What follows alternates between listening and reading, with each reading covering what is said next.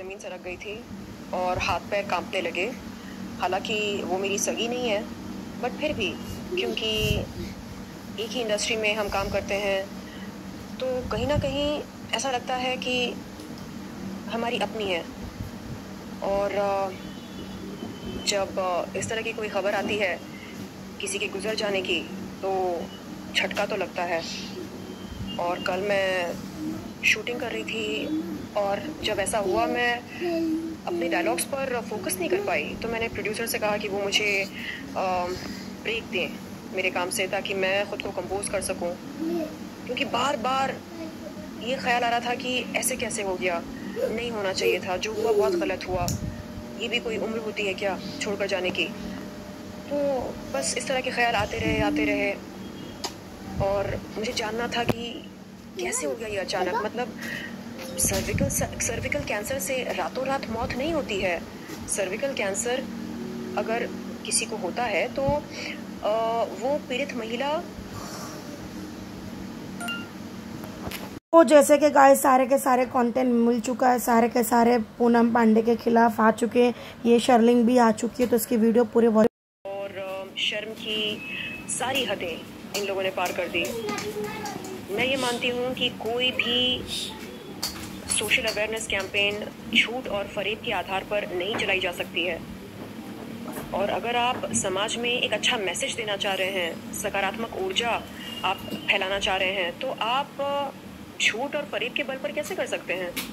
तो जब आप लोगों ने मीटिंग्स किए होंगे, डिस्कशंस किए होंगे, तब क्या किसी आपके ग्रुप में किसी ने भी ये नहीं बोला कि नहीं ये मॉरली गलत है, एथिकली गलत है, लीगली गलत है, ऐसा नहीं करेंगे हम।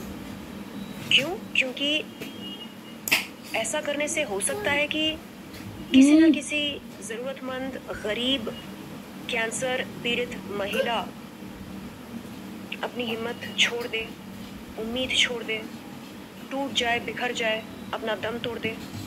क्या आप लोगों ने ऐसा नहीं सोचा?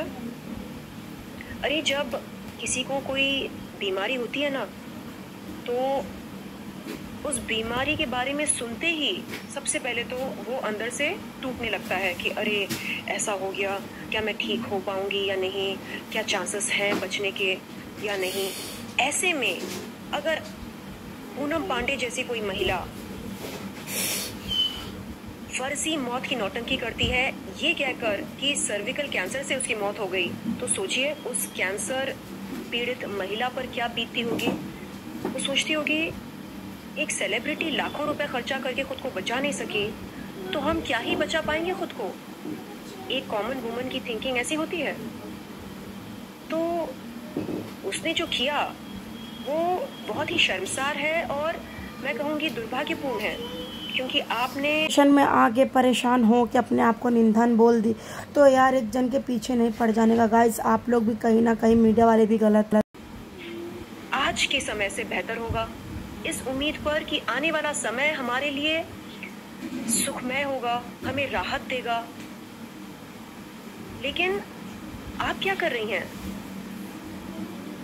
फर्जी मौत की एक्टिंग कर रही हैं, फर्जी मौत की नौटंकी कर रही हैं, मरने की एक्टिंग कर रही हैं। तो किस तरह का मैसेज आप दे रही हैं? यही कि बचो बचो, सर्विकल कैंसर से बचो क्योंकि ये जानलेवा है। क्यों आप डर का माहौल बना रही हैं? क्यों? यानी वो तमाम महिलाएं जिनको सर्विकल कैंसर है या जो सर्विकल कैंसर से जूझ रही हैं, वो क्या करें? मर जाएं? हाँ, ये सोचकर कि नहीं हम तो ठीक हो नहीं सकते, तो हम जिए क्यों, चलो मर जाते हैं। ये मैसेज है आपका? बहुत ही सोचिए आपका ये स्टंट देखकर कि अरे कैंसर तो जानलेवा है, कैंसर से तो मौत होती है, तो हम ये ट्रीटमेंट क्यों लें, हम मर जाते हैं। गलत है ये पूनम। मानती हूँ कि पब्लिसिटी ज़रूरी होती है मार्केट में बने रहने के लिए, बट इस कदर पब्लिसिटी के लिए पागल हो जाना, एक्टिंग करना मरने की, ये गलत है। प्लीज खुदा के वास्ते ये मत बोलिए कि आप जो कुछ कर रही हैं सर्विकल कैंसर के बारे में जागरूकता फैलाने के लिए कर रही हैं। नहीं, इसको जागरूकता नहीं बोलते, इसको नौटंकी बोलते, पब्लिसिटी स्टंट बोलते, नीचता बोलते, ओछापन बोलते। जरा भी गलत नहीं लगा ये? कैसे नहीं लगा आपको? ज़मीर कहाँ है आप लोगों का? अरे मुझसे पूछो, डर किसको बोलते हैं, उम्मीद किसको बोलते हैं? मुझसे पूछो। किडनी फेलियर सर्वाइवर हूँ मैं। जाओ पूछो, इस पूरे जमाने में जाकर पूछो, है कोई जिसने किडनी फेलियर को रिवर्स किया हो? आम तौर पर जब किसी की किडनी फेल हो जाती है वो लोग डायलिसिस पर जाते हैं या नहीं तो किडनी ट्रांसप्लांट कराते हैं। मैंने किडनी फेलियर को रिवर्स किया। कैसे? ऐसे, डर के मारे नहीं। उम्मीद नहीं छोड़ी मैंने, एंड तक उम्मीद नहीं छोड़ी। डॉक्टर ने जो दवाइयाँ खाने को कहा सुबह शाम खाती रही, एकदम स्ट्रॉन्ग दवाइयाँ जो कैंसर पेशेंट्स लेते हैं, वो दवाइयाँ मैंने ली।